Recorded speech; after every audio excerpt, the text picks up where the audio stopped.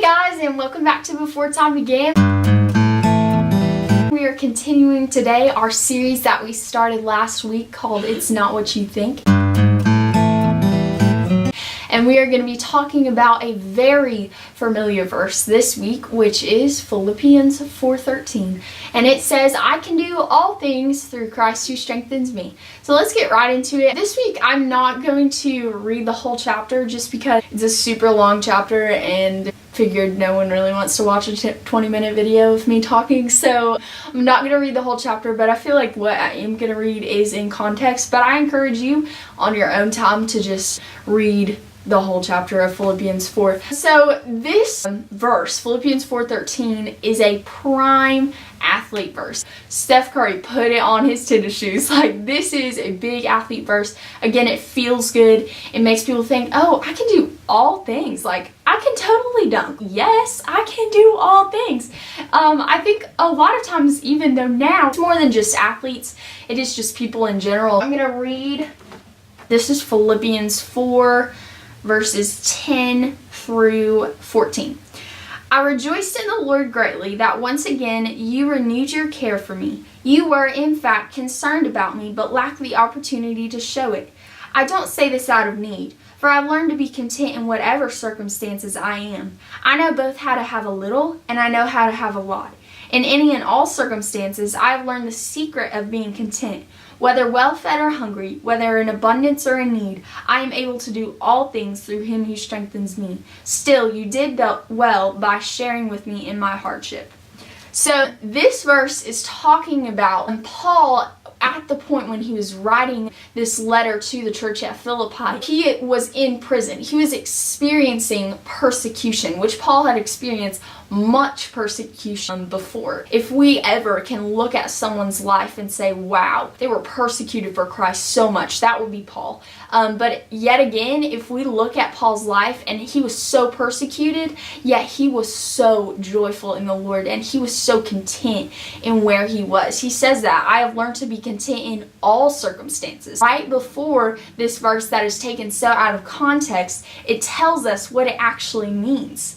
It says, I have learned the secret of being content, whether well-fed or hungry, whether in abundance or in need. I am able to do all things through him who strengthens me. This is talking about persecution. This is talking about experiencing hard times, experiencing persecution because of your faith. We can endure all things because of Christ, because he is the source of our strength. It's not because we are enough. It's not because we can endure these things or we can dunk because we have just this superior strength. It is not because of our superior strength. It is because of Christ's strength. I read this commentary by Warren Wiersbe, and I'm probably actually not saying his last name right, but what he says on this verse is, it was the power of Christ within him that gave him spiritual contentment. So this verse it really has nothing to do with being able to do all things as in sports-wise or whatever like that. Saying that, I used to hear it a lot more than I hear it now, but people would say, God will never give you anything that you can't handle.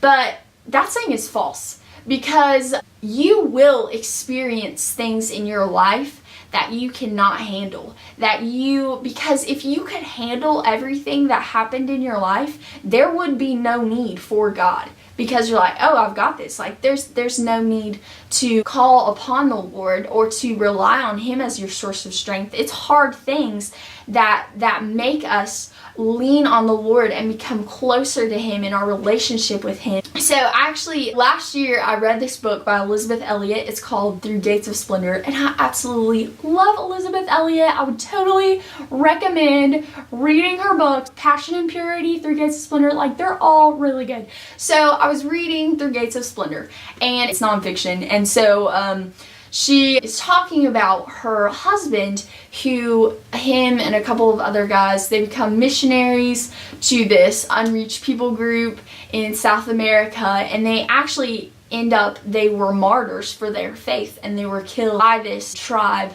And then eventually Elisabeth, Elliot went back to that tribe, and they continued to share the gospel with them. Some of the people who killed their husbands actually became Christians, and like they came to faith in Christ, and it's just an amazing story.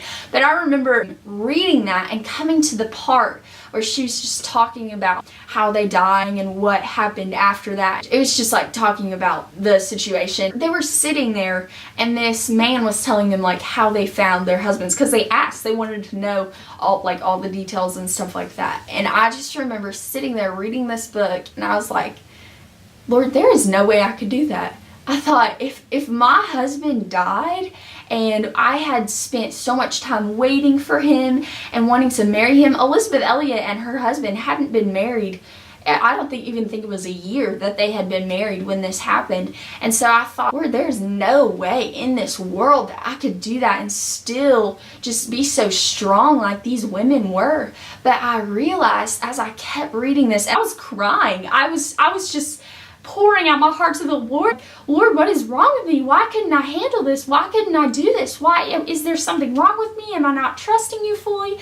And then all of a sudden, it was just like a still small voice. He said to me, Anna, I will be your strength. I do not have to be strong enough to endure all things. Christ is the source of my strength. He is enough for me. And so just the Lord speaking that into my life, and it was just all of a sudden so relieved. And I thought, wow, like no matter what I go through, no matter how hard it gets, no matter what circumstances I face, God is enough, and He is the source of my strength, and He is good.